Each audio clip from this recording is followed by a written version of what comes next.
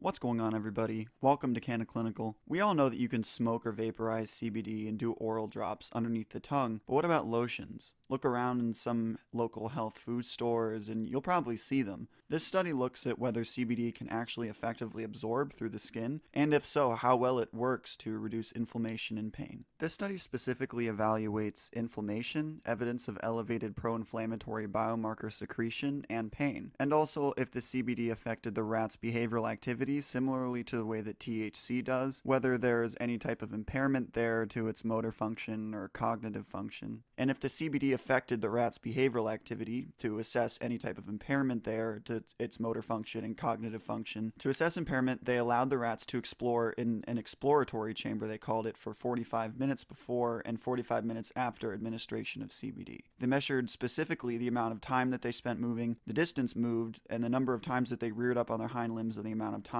that they spent there, and compared the different experimental groups across dosages and with the control groups. To simulate arthritis, they basically just injected the rat in the knees of their hind limbs with a serum that induced inflammation and pain, they call it Freud's adjuvant, and measured them before and at several intervals after injection. And to measure inflammation, they measured the circumference of their hind limb knees both before and after injection at various intervals. In this study, there were two experimental groups, one that was not given the injection and one that was. In each of those subgroups, there's a further division where some were given CBD and others were not. Next, they evaluated plasma concentration. They measured how much absorbed into the blood in each of the several dosages that they used in the experiment and determined how efficiently it absorbed relative to other dosages. For pain response, they shined a CFL lamp that would heat a panel that the hind paw was situated on. The time that it took for the rat to withdraw its paw because it was in pain was called the paw withdrawal latency, and it's an indication of aversion to noxious stimuli, in this case thermal pain sensitivity. This was done before they induced arthritis and daily beginning on day 3 after injection. As for how they administered the CBD gel, they shaved a little square off of the rat's back and rubbed it in daily and began testing for pain and inflammation 4 hours later. After the experiment, they were killed with pentobarbital and their tissues were analyzed for changes,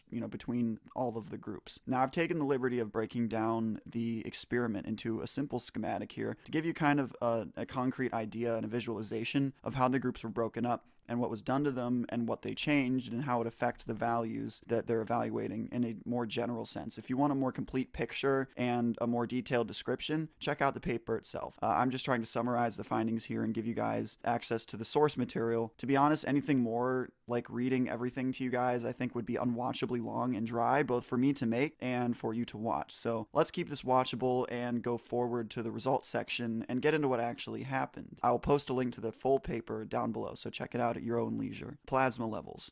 The relation was linear through to 6.2 milligrams per day. Here's the graph, and here's kind of a visual representation of the trend. And while more was absorbed at the higher dosage, as you can see, the relation is not linear for that dosage. It didn't fit the curve up to that point. Inflammation.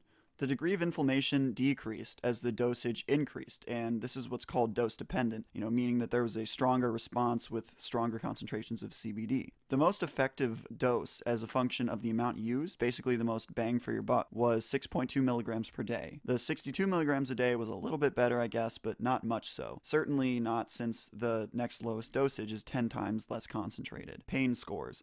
The pain response was significantly reduced after 3 days of CBD treatment, and again, this was dose dependent, and the most effective dose as a function of the concentration was 6.2 milligrams a day, as you can see here. Interestingly, the highest dose was actually a little bit higher than the 6.2 milligrams a day. I really don't know why that was, to be totally honest with you. Synovial membrane thickening. As you can see here, the thickness of the membrane was higher when injected with the irritant, as it should be, because it's inflamed, and it was actually reduced to almost the level of the treatment-naive rats that weren't given the Freud's adjuvant when you compare that with the group that was given the high-dose CBD and the Freud's adjuvant. And there was actually a moderate reduction even in the low-dose CBD group. Paw withdrawal latency.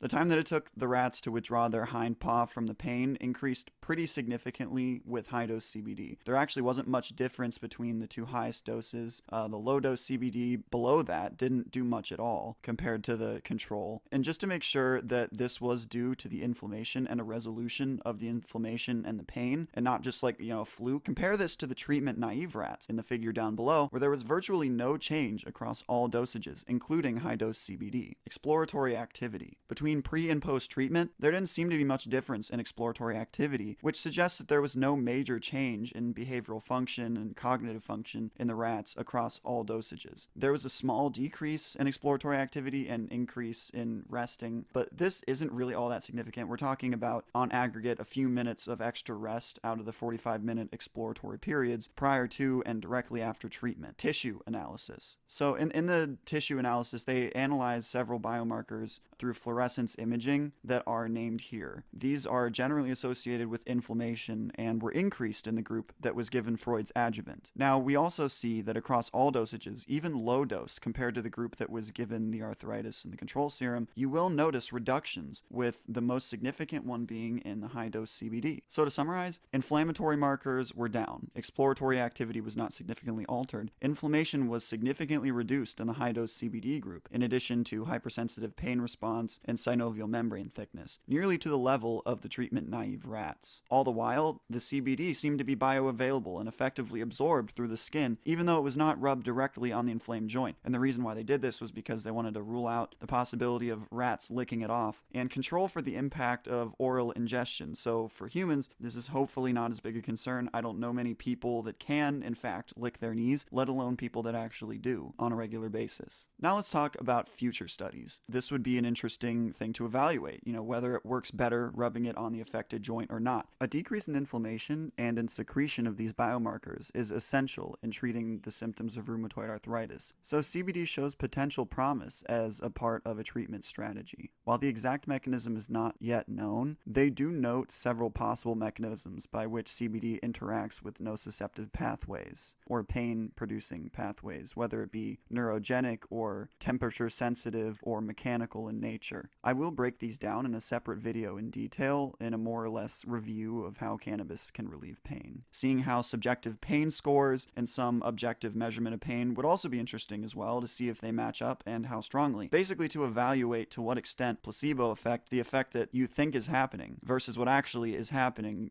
physically in your joints. Obviously, this study was studying rats, so dosages suitable for human subjects is also an important concept to look at. This study is a good start to prove not only how CBD lotions can be effective in being absorbed through the skin, but also that CBD itself can have demonstrable and clinically significant therapeutic effects for joint pain and inflammation while having little to no psychoactive effect, and therefore negligible impact on your everyday cognitive capacity. Thanks for watching. If you like this video, give it a like, tell your friends, and subscribe to the channel for more. Stay meducated, everyone. Until next time.